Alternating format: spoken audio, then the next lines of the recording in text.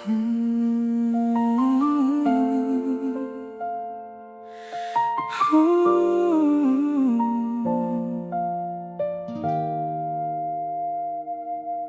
na namang umaga, isa na namang pagkakataon. Ang araw ay muling sumisikat gaya ng dati. May bubong na sumisilong, may hanging nalalanghap, mga munting biyaya na madalas hindi napapansin. Hinahabol natin ang bukas, laging naghahangad ng higit, nakakalimutan ng mga biyayang dala ng ngayon. Bago natin bilangin ang mga kulang pa, magpasalamat muna tayo sa Diyos sa lahat ng mayroon tayo. Ang buhay ay hindi kailanman naging madali. Bawat puso'y may dalang lihim na pasanin. Bawat ngiti ay maaaring may tinatagong laban. Ngunit sa bawat ulan, may pag-asang muling sisibol. Magpasalamat ngayong araw sa bawat hininga, sa bawat pagsikat ng araw. Magpasalamat ngayong araw sa bawat luhang nagturo sa ating maging matatag. Puno ng pagsubok ang buhay, ngunit bawat bagyo ay lilipas din. Patuloy kang maniwala, patuloy kang lumakad, sapagkat kasama mo ang Diyos sa bawat ihip ng hangin. Huwag mong ihambing ang landas mo sa iba, hindi mo alam ang daang kanilang dinaanan. Bawat pamilya ay may sariling kwento, bawat katahimikan ay may kapalit na sakripisyo. May mayaman ngunit puno ng kalungkutan, may kapos ngunit patuloy na nakangiti. Hindi mahalaga ang dami ng ating pag-aari, kundi kung paano natin isinasabuhay ang bawat sandali.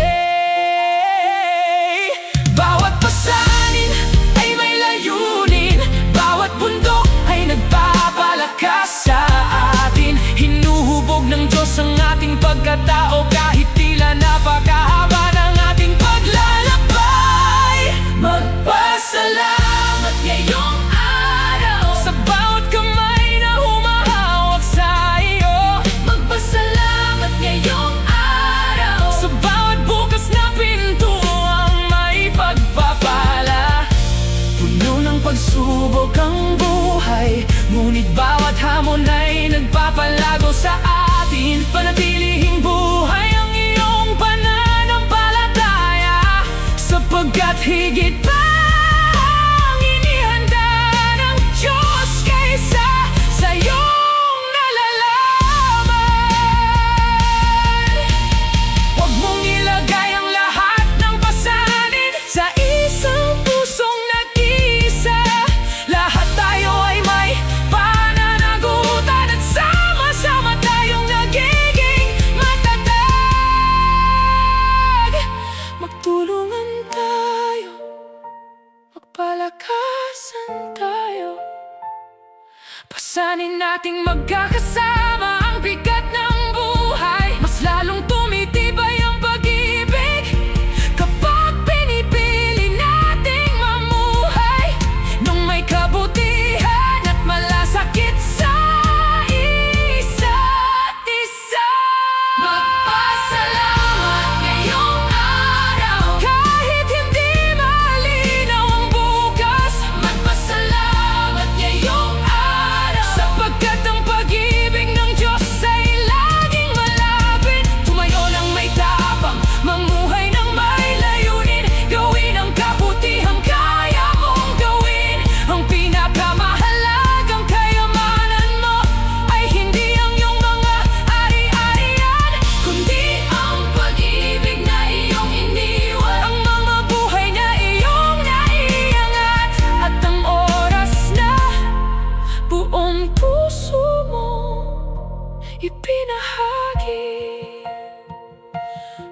Salamat sa araw na ito.